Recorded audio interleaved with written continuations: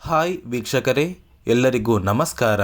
ನೋಡಿ, ಗೃಹಲಕ್ಷ್ಮಿ ಯೋಜನೆಯ 16ನೇ ಕಂತಿನ ಹಣ ಕುರಿತು ಪ್ರತಿಯೊಂದು ಫಲಾನುಭವಿಗಳಿಗೆ ಸರ್ಕಾರದಿಂದ ಸಿಹಿ ಸುದ್ದಿನ ಕೊಟ್ಟಿದ್ದಾರೆ. ನಾಳೆ ಮಂಗಳವಾರ ಅಂದರೆ ಡಿಸೆಂಬರ್ 17ರಂದು ಕರ್ನಾಟಕದ 23 ಜಿಲ್ಲೆಗಳ ಫಲಾನುಭವಿಗಳ ಬ್ಯಾಂಕ್ ಖಾತೆಗೆ 16ನೇ ಕಂತಿನ ಹಣ ಜಮಾ ಆಗ್ತಾ ಇದೆ.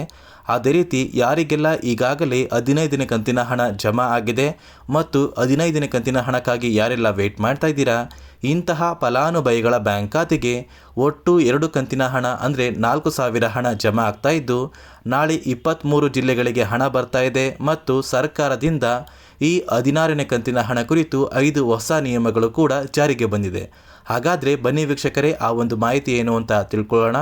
ಅದಕ್ಕಿಂತ ಮೊದಲು ನೋಡಿ ಸ್ನೇಹಿತರೆ, ನೀವೇನಾದ್ರೂ ಇನ್ನೂ ಕೂಡ ನನ್ನ ಚಾನಲ್ನ ಸಬ್ಸ್ಕ್ರೈಬ್ ಆಗಿಲ್ಲ ಅಂದರೆ ದಯವಿಟ್ಟು ಪ್ರತಿಯೊಬ್ಬರೂ ಚಾನಲ್ನ ಸಬ್ಸ್ಕ್ರೈಬ್ ಮಾಡ್ಕೊಳ್ಳಿ, ಹಾಗೆ ವಿಡಿಯೋಗೆ ಒಂದು ಲೈಕ್ನ ಕೊಡಿ. ಹೌದು ಸ್ನೇಹಿತರೆ, ಕೆಲವೇ ದಿನಗಳ ಹಿಂದೆ ಗೃಹಲಕ್ಷ್ಮಿ ಯೋಜನೆಯ 15ನೇ ಕಂತಿನ ಹಣ ಫಲಾನುಭವಿಗಳ ಬ್ಯಾಂಕ್ ಖಾತೆಗೆ ಜಮಾ ಆಯಿತು. ಇದೀಗ ಸರ್ಕಾರದಿಂದ 16ನೇ ಕಂತಿನ ಹಣ ಕೂಡ ನಾಳೆ ಡಿಸೆಂಬರ್ 17ರಿಂದ ಅಂದರೆ ಮಂಗಳವಾರದಿಂದ ಫಲಾನುಭವಿಗಳ ಬ್ಯಾಂಕ್ ಖಾತೆಗೆ ನಾವು ಜಮಾ ಮಾಡ್ತಾ ಇದ್ದೀವಿ ಅಂತ ಸಚಿವೆ ಲಕ್ಷ್ಮೀ ಹೆಬ್ಬಾಳ್ಕರ್ ಅವರು ಒಂದು ಸಿಹಿ ಸುದ್ದಿನ ಕೊಟ್ಟಿದ್ದಾರೆ. ಈ 16ನೇ ಕಂತಿನ ಹಣ 23 ಜಿಲ್ಲೆಗಳ ಫಲಾನುಭವಿಗಳ ಬ್ಯಾಂಕ್ ಖಾತೆಗೆ ಜಮಾ ಆಗ್ತಾ ಇದೆ. ಈ 23 ಜಿಲ್ಲೆಗಳ ಒಂದು ಹೆಸರು ಏನು ಅಂತ ತಿಳ್ಕೊಳ್ಳೋಣ.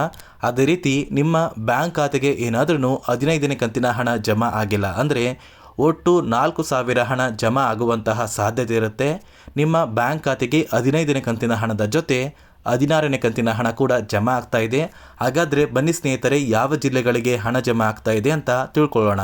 ಮೊದಲಿಗೆ ಸ್ನೇಹಿತರೆ, ಬಾಗಲಕೋಟೆ, ಬೆಂಗಳೂರು ನಗರ, ಬೆಂಗಳೂರು ಗ್ರಾಮಾಂತರ, ಬೆಳಗಾವಿ, ಬಳ್ಳಾರಿ, ಬೀದರ್, ವಿಜಯನಗರ, ಚಾಮರಾಜನಗರ, ಚಿಕ್ಕಬಳ್ಳಾಪುರ, ಚಿಕ್ಕಮಗಳೂರು, ಚಿತ್ರದುರ್ಗ, ದಕ್ಷಿಣ ಕನ್ನಡ, ದಾವಣಗೆರೆ, ಧಾರವಾಡ, ಗದಗ, ಕಲಬುರಗಿ, ಹಾಸನ, ಹಾವೇರಿ, ಕೊಡಗು, ಕೋಲಾರ, ಕೊಪ್ಪಳ, ಮಂಡ್ಯ, ಮೈಸೂರು, ರಾಯಚೂರು, ರಾಮನಗರ, ಶಿವಮೊಗ್ಗ, ತುಮಕೂರು, ಉಡುಪಿ, ಉತ್ತರ ಕನ್ನಡ, ಯಾದಗಿರಿ ಮತ್ತು ಬಿಜಾಪುರ. ಈ ಜಿಲ್ಲೆಗಳ ಪ್ರತಿಯೊಂದು ಫಲಾನುಭವಿಗಳ ಬ್ಯಾಂಕ್ ಖಾತೆಗೆ ಸರ್ಕಾರದಿಂದ ಗೃಹಲಕ್ಷ್ಮಿ ಯೋಜನೆಯ 15ನೇ ಕಂತಿನ ಹಣ ಮತ್ತು 16ನೇ ಕಂತಿನ ಹಣ ಅಂದರೆ ಒಟ್ಟು 4,000 ಹಣ ಜಮಾ ಆಗ್ತಾ ಇದೆ.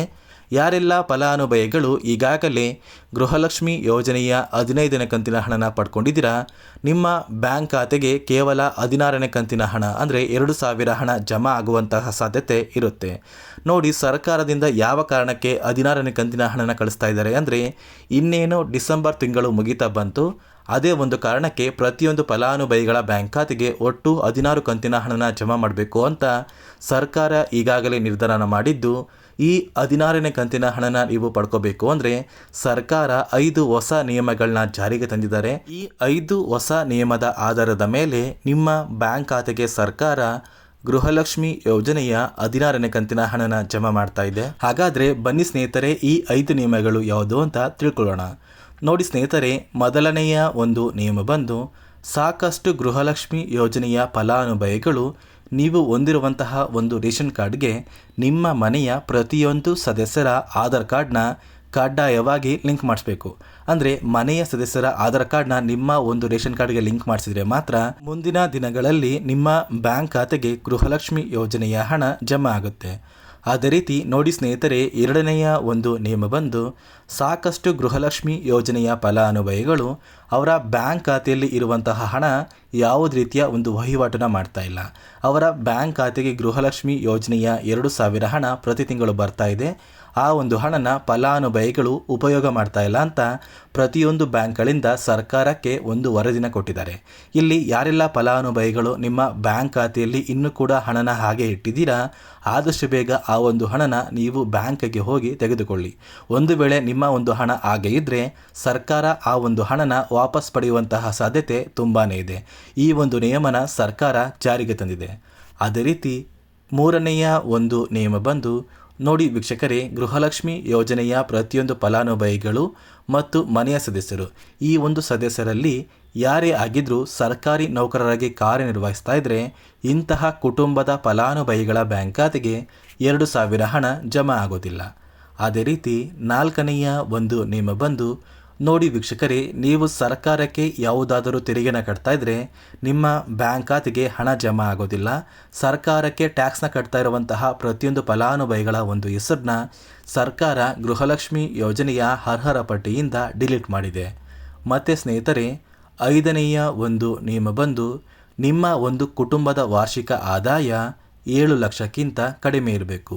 ಒಂದು ವೇಳೆ 7 ಲಕ್ಷಕ್ಕಿಂತ ಜಾಸ್ತಿ ಇದ್ದರೆ ನೀವು ಸರ್ಕಾರಕ್ಕೆ ಟ್ಯಾಕ್ಸ್ನ ಕಟ್ಟಬೇಕು ಮತ್ತು ಗೃಹಲಕ್ಷ್ಮಿ ಯೋಜನೆಯ 2,000 ಹಣ ನಿಮ್ಮ ಬ್ಯಾಂಕ್ ಖಾತೆಗೆ ಜಮಾ ಆಗೋದಿಲ್ಲ ಅಂತ ಸಚಿವೆ ಲಕ್ಷ್ಮಿ ಹೆಬ್ಬಾಳ್ಕರ್ ಅವರು ಈ 5 ನಿಯಮಗಳನ್ನ ಜಾರಿಗೆ ತಂದಿದ್ದು, ಈ 5 ನಿಯಮದ ಆಧಾರದ ಮೇಲೆ ನಿಮ್ಮ ಬ್ಯಾಂಕ್ ಖಾತೆಗೆ ಗೃಹಲಕ್ಷ್ಮಿ ಯೋಜನೆಯ 16ನೇ ಕಂತಿನ ಹಣ ಜಮಾ ಆಗ್ತಾ ಇದೆ.